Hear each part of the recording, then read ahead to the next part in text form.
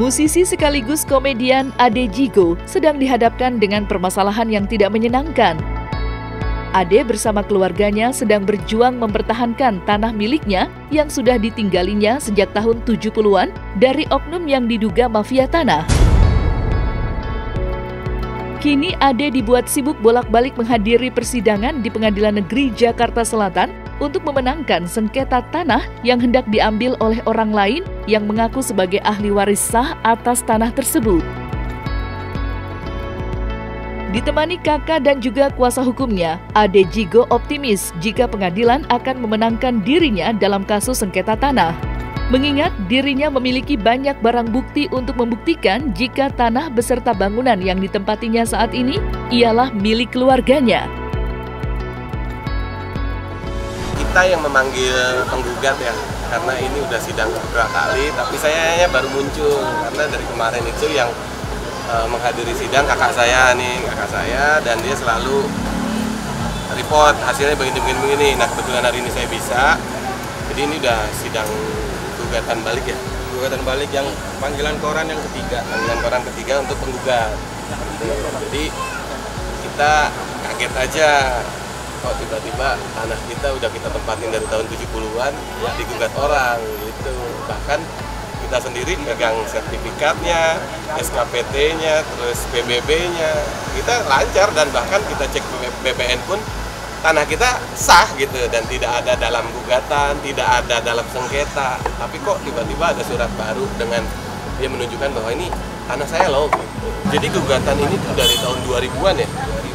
Tahun 2000-an. Eranya saya waktu itu dengan adanya orang tua kita katanya sudah sempat digugat dan kita menang.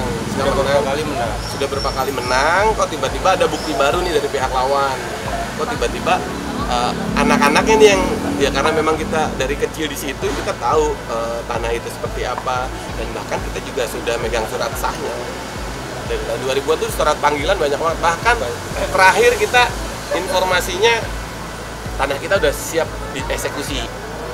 Sempet datang rame kemarin, cuma saya nggak datang. Tapi ya saya nggak tahu tujuannya apa. Kalau emang haknya dia, kenapa nggak dieksekusi kan gitu?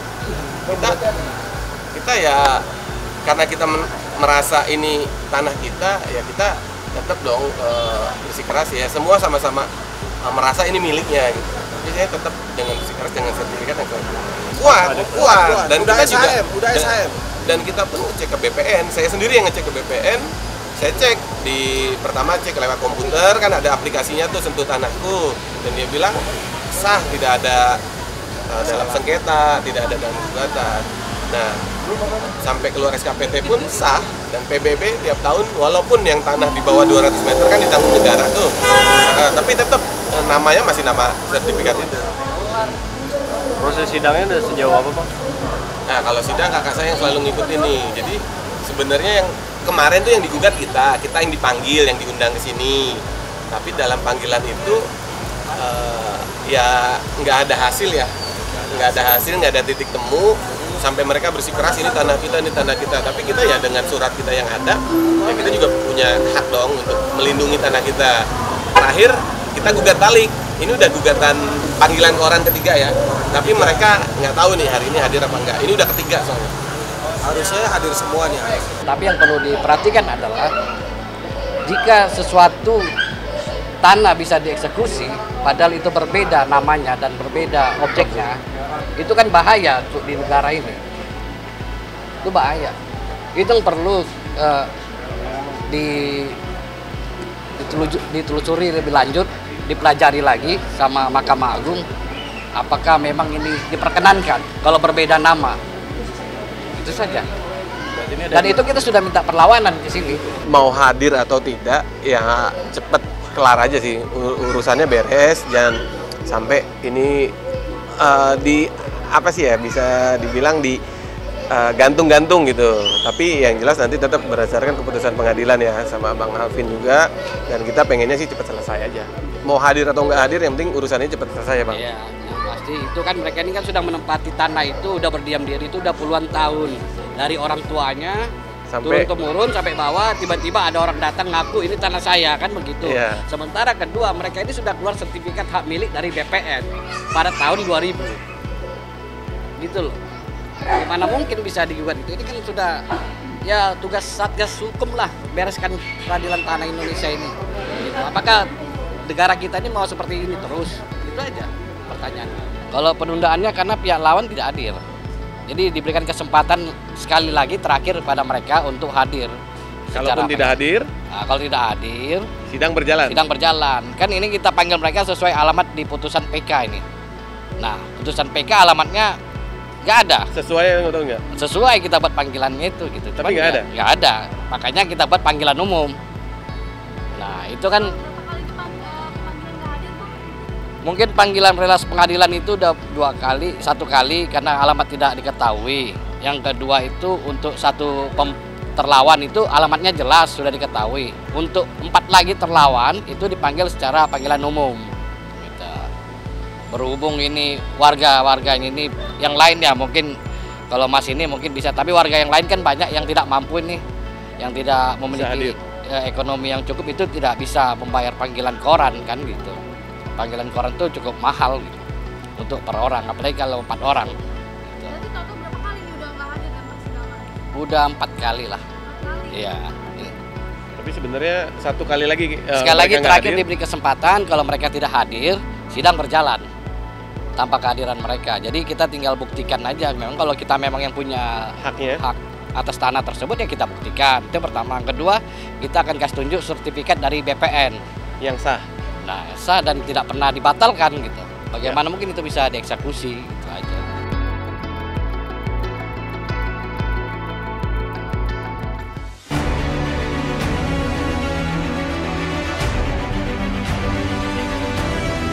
Hanya sekedar ngejar konten. Kalau salah ya salah. Bisa berlatih.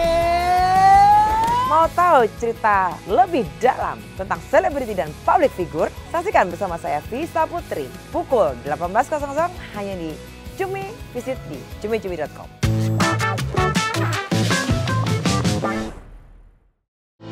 Hal yang sama juga dialami artis Nirina Zubir yang harus berjuang keras untuk mengembalikan tanah keluarganya yang sempat dialihnamakan asisten rumah tangganya saat mengurusi ibunya yang saat itu sudah mulai pikun. Perjuangan Nirina mengembalikan tanah keluarganya tidak mudah, mengingat dirinya harus menghadapi para oknum mafia tanah. Dan perjuangan keras tanpa lelah Nirina berbuah manis. Dalam tayangan video milik Kementerian ATR BPN, tampak Nirina membagikan pesan usai menerima sertifikat tanah yang sempat dialihnamakan oleh asisten rumah tangganya. Lantas, seperti apa pula Ade Jigo dan keluarganya mengungkap kejanggalan oknum yang mengaku sebagai pemilik tanah yang kini ditempati Ade dan keluarganya? Dan seperti apa pula perjuangan Ade mempertahankan tanah miliknya dari oknum yang hendak mengambilnya?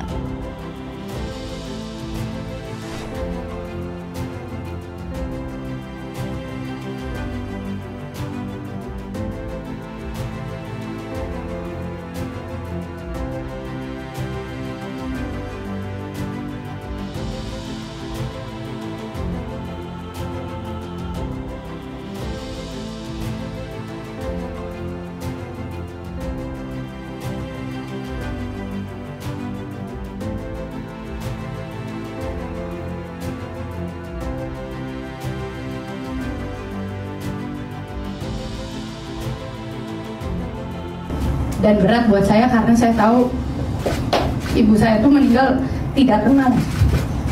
Karena saya punya not ditulis sama ibu saya. Kalau ibu saya tuh ditulis uang aku ada, tapi pada kemana ya gitu. Terus surat-surat kok belum kelar-kelar ya, minta tolong sama Riri, kok belum kelar-kelar gitu. Kelar-kelar gitu. Dari tahun 2000-an itu kita udah punya sertifikat itu udah zamannya Prona, zamannya pemulihan. Presiden yang mengeluarkan gitu. Masa iya sertifikat yang mengeluarkan presiden masa nggak berlaku kan gitu. Justru yang kita ragukan sertifikat lawan gitu. Kok tiba-tiba muncul baru sekarang. Saya dari tahun 83 udah lahir di situ, besar di situ, kok tiba-tiba baru sekarang gitu. Nah, pihak lawan itu juga bukan berupa sertifikat, ya berupa girik. Yang lucunya lagi yang mengeluarkan giriknya bukan daerah Jakarta Selatan. Kebetulan kan tanah kita di Lebak Bulus, di Jakarta Selatan, tapi yang mengeluarkan daerah Semarang.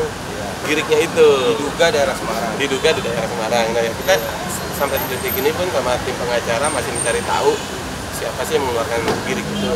Diduga ini ya ada indikasi ya mafia.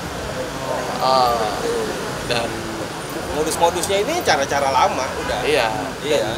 Nggak jauh beda sama yang istilahnya penggugat sebelumnya.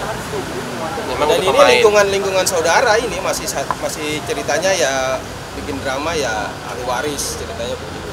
Saudara dari penggugat yang awal. Iya. Dulunya orang tuanya turun ke ahli warisnya sama. Kita digugat dari orang tua kita turun ke ahli warisnya. Dan luasnya lumayan ya, ada 11.600 dari beberapa kepala keluarga.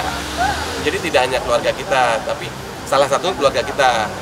Ada sekitar 10 orang ya? 10-12 ada. 10-12 kepala keluarga. Itu tanah bangunan tuh? Tanah dan bangunan. Dan kita udah tinggal di situ gitu. Saya lahir di situ. Dan itu bukan berupa tanah kosong. Itu udah ada penduduk ditempatin semua. Sudah temurun ahli waris. Kalau indikasi mafia tanah kita nggak bisa menyebutkan karena tidak ada fakta bukti hukum ya. Kita tidak bisa, nanti biar publik saja yang menilai.